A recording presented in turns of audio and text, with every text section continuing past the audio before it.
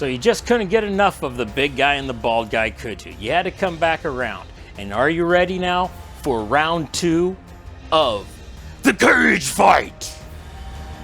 In the movie galaxy of the YouTube universe, you've landed on Frame Rate Studio, your guide for all things movie. I'm Corey. And I'm Chad. Wait, okay, that's enough of that. Anyway, and I'm Chad. In this episode, we'll be taking a look at our second film from Nic Cage, the 2021 drama, Pig. Pig is the story of Rob. Rob lives a reclusive and peaceful life in the Oregon wilderness hunting truffles with his beloved pet pig. But when the pig is kidnapped, Rob must return to Portland to track down the beloved pet. And in the process, he's forced to deal with the life he'd tried so hard to escape. So, this is one of those movies where we're going to play everybody's favorite game. At least ours. At least ours, exactly. Guess the number of production logos.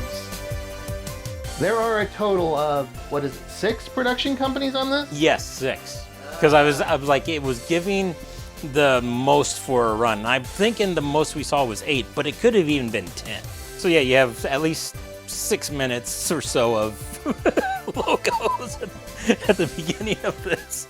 Really, we're just letting you know so you can fast forward through like the first 2 minutes that it's playing to go, okay, I don't need to see all these logos. With the enjoyment of the logos, I was pretty much ready. Really, I was looking forward to watching this. By the trailer and everything, let down. I will say I was betrayed by the trailer. It really gave off a John Wick story, just with a pig. And so you have this feeling that, okay, he's going to be this recluse that's out in the middle of nowhere.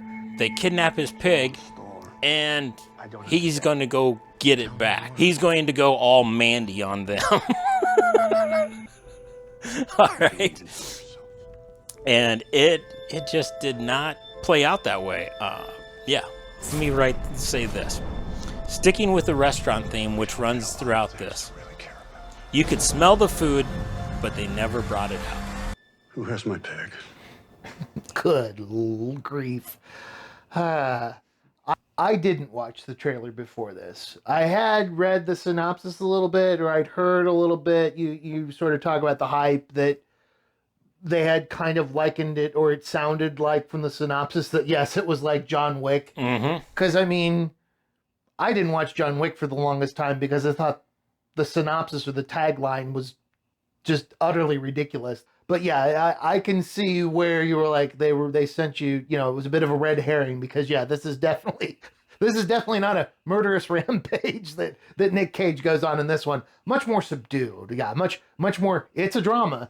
It's a 100% neutered John Wick. What? Absolutely not. I'll kill them. I'll kill them all. Wow. It had a lot of feelings like, oh, hey, it's about to start. No. One other thing I'll start off with that was, I don't know if I can say it was disappointing. It just made it hard to really enjoy it at the beginning, is I was watching it in a pretty bright area and it's hard to see it. So don't watch it with lights on. Don't watch it with the sun coming in.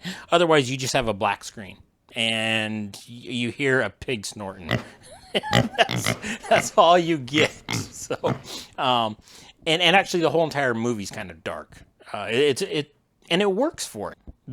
I say that I have plenty more to say about it, but that opening, it was dark and you just can't see anything. Well, I mean, it is taking place in Oregon, and it's taking place in the woods in Oregon, so it's, naturally there's not, even if there is a lot of sunlight, it's, he's living in the woods in Oregon, so not a lot's going to get through.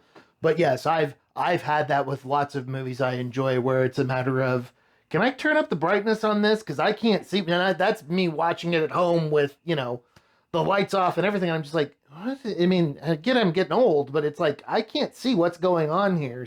The filming, what I did notice, when looking into it, the director is actually set to direct Quiet Place 3 once it's ready to go. Okay. And I will say, from everything of this movie, I think he's a good pick for it. It does have a Quiet Place feel. And so I do look forward to it. It's not that it was directed badly. It's nothing of that nature. It was just what I was expecting. But so I look forward to Quiet Place 3 to see what he does. Yeah, I can definitely see that, because this isn't a movie that is heavy on, we'll get into this point a little bit later, but it's a movie that's not heavy on music, not heavy on a lot of musical cues. It's very Not heavy on dialogue. Any of that happens. Yeah, and you're right. It isn't heavy on dialogue either. So any of that music and stuff that's happening, it's fairly, it's fairly understated. So yeah, he would be the right person that could continue on that style of Quiet Place. So I'm the story guy. I love when the story is good, or I'm very critical when it's bad. And in this case, I think this story is just fantastic. It's structured in 3 chapters, or, because yes, it's about the restaurant industry, 3 courses. And so it's just kind of that, it's just works so well. And each one of those courses or chapters does very much tie into, it gives you foreshadowing without you knowing it, but then you get to the end, you're like, oh, okay, yes, the dish is, very integral to this part of the movie. Oh man, I don't know if I can agree with you on that. I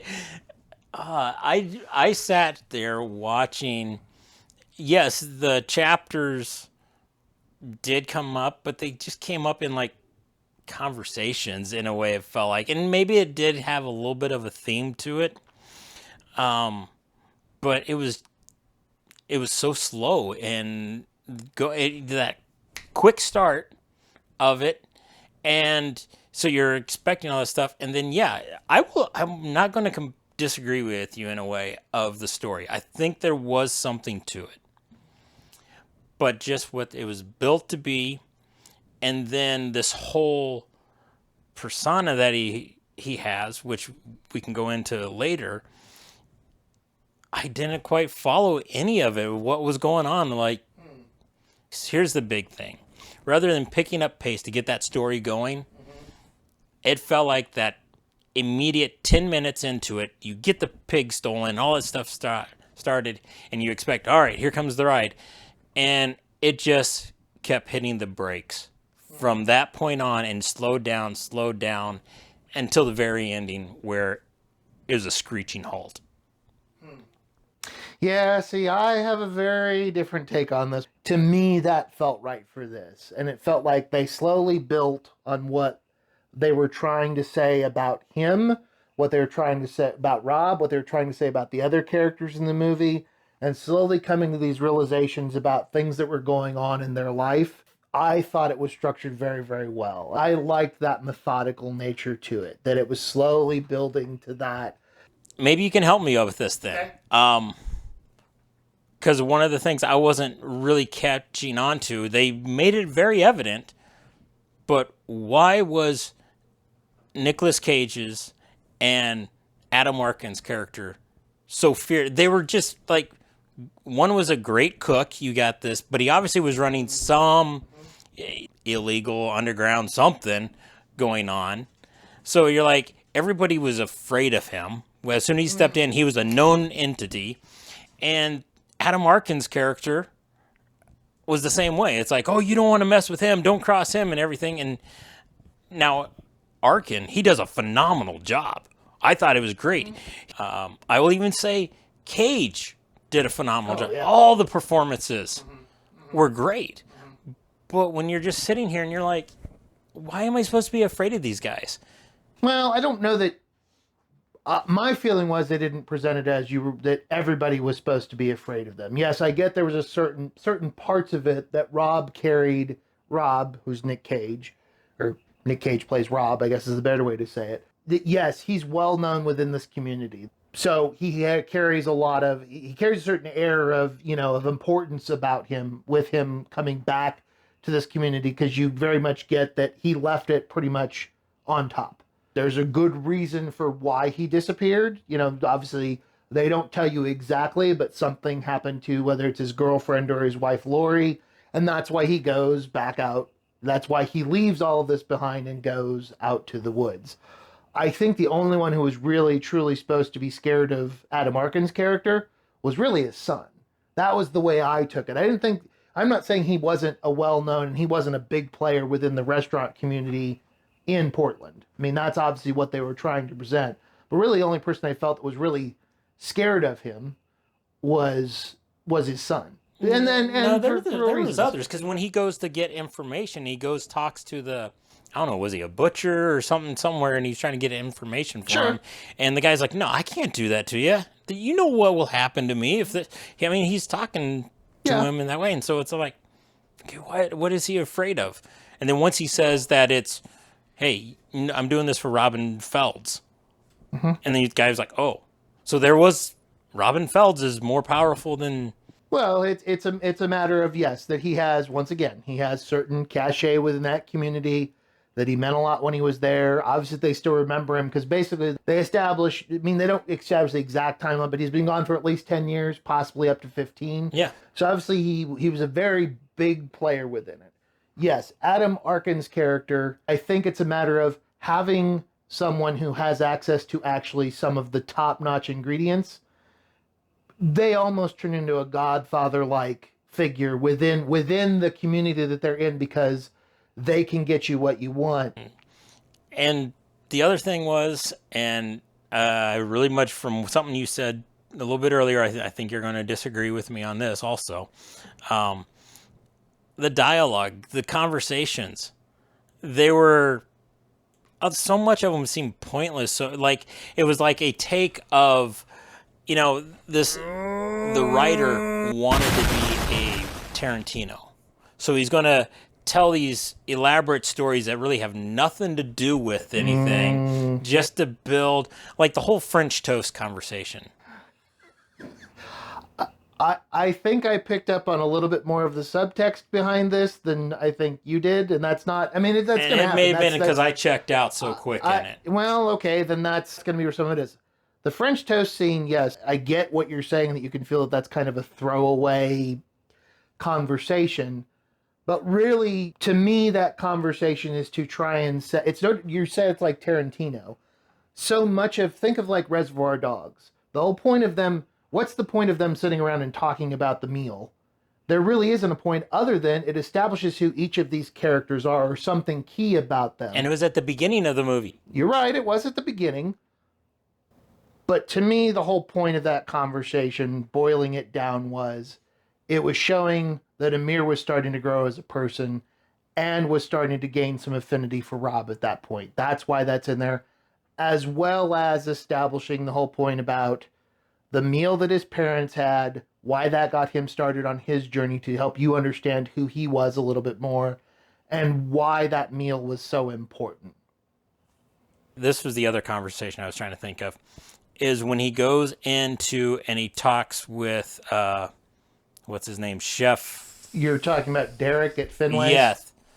Sits down there and has that conversation. And it's just like, okay, I think that's supposed to be comical, but all you also feel like you're trying to do is you're trying to reiterate how powerful he was. Like a gangster Chef Ramsay. I don't think people are that afraid of Ramsay. No, and I think what you're saying is fear is I looked at as reference. But they also portrayed him as this tough guy because he goes to this underground chef cooking fight club. Really? Cooks have an underground fight club? Really? No. And then he goes into it and I'm sorry for the spoilers, but he goes in there and he lets his butt be whooped down, beat down, and he stands up and it's like, okay, so once again, you are trying to define him as this tough guy. See, we watched two different movies. None of that was defining him as a tough guy. And it isn't, I guess where I'll challenge you is, It isn't like Rob ever throws a punch. Can he take a punch? Yes. But it isn't like he ever throws a punch. Exactly. But That's what I because, mean. But that's because his arms are tied, because that's the point. It's not a fight club. It's so that the wait staff can get out. Wait staff and cooks and busboys can get out their frustrations of dealing with all of these Karens and Richards all day long. Yes, I did gather that. I did know that. But the fact that it's underground and it's this dark secret thing, and he comes in there and he lets it happen to him, and you see the guy before him just have to be dragged out.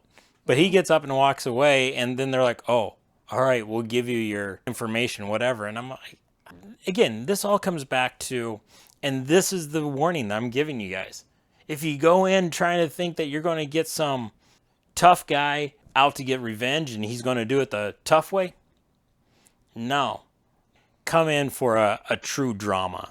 Don't come in for Nicolas Cage to be Castor Troy. Just performance he had. I mean, it's what he did win an Oscar for. You'd have to go back and look at things like, I'm going to get the wrong one. I always want to say the wrong, but what, Leaving Las Vegas, was that the name of it? Yeah. Leaving Las Vegas. It's going to be more of his dramas that you're going to, that you're going to have to go watch. This is, definitely not going to be Con Air or The Rock or, things like that. So, but I definitely, I thought he gave a very, very good performance. I thought Nic Cage did a fantastic job in this. I can't disagree with you. Just everything you're saying, I completely agree with you. And this is my big warning to you guys. Just go in expecting a nice a drama, a full character story. I think it's interesting because it's depending on what you went in for. We saw two different movies. Yes. Because I very much did not feel the same way about that. I felt differently about how they were portraying him and Adam, Rob and Adam Arkin's character in this. You felt it was everybody who was in fear of them. I view that as reverence. In addition to everything that was kind of slow moving and everything, and like I said earlier on, I said you had this nice ramp up start, and then it just was going slow and slow, and then they hit the brakes at the end. The ending was just so I'm sorry if I'm ruining it, but don't expect a happy ending. This is not Cinderella. See, I disagree. Once again, I disagree. I think I'm not saying it's a happy ending. Maybe I'll put it this way in food terms. It's a satisfying ending, though. Okay. Well, I think everyone wants to know our final thoughts. Yeah, I do. My final thoughts, for me, I'll say for me, because I know for my friend over here it's not. This is a near perfect movie for me. The shots, the tone, the music. I give it a chef's kiss, if you will. Once again, I touched on Nic Cage's acting. I think he does a great job as far as the acting. You can see why in the past he has been up for Academy Awards. This is where he shows he is a good actor. People need to stop giving him a hard time that he's not a good actor. This is what I refer to as, and probably why I liked it so much is, this is what I call a quote-unquote meaning of life movie. It's really diving into what are the important things. And I think that's where, I know you weren't a big fan of the dialogue, but I thought that's where some of the dialogue was conveying what are the important things in life, what is important about life, and what you should focus on. So, Corey, what do you think? All right. Wow, geez, here we go. First off, I went into it really wanting to like it. Really expecting to be entertained and having something fun to watch. It just started slowing down right away. I think it tried too hard to be artsy with some of the dialogues and the way it went. So if you were looking for an artsy film, maybe it hit it. It may be there for you. A very disappointing ending. The ending left me wondering, what was the point of the whole movie in a way? The characters were very interesting. The acting was very good. although it just never made me really care about the characters. I will say, and maybe I'll even put it on myself, since I walked in and I was disappointed right away. Maybe I missed the movie. But if you're going into it with the same mindset as I did, I gave you a warning. He did give you a warning. Well, I went first on final thoughts, so I'll give my rating first. My rating, 88 out of 100. Loved it that much. I think the only thing I lowered it on really was the rewatchability, because it has a fairly somber tone and it does move a little slowly. Well, I gave it a 45. Oh, Yep, I knocked it also very much for rewatchability.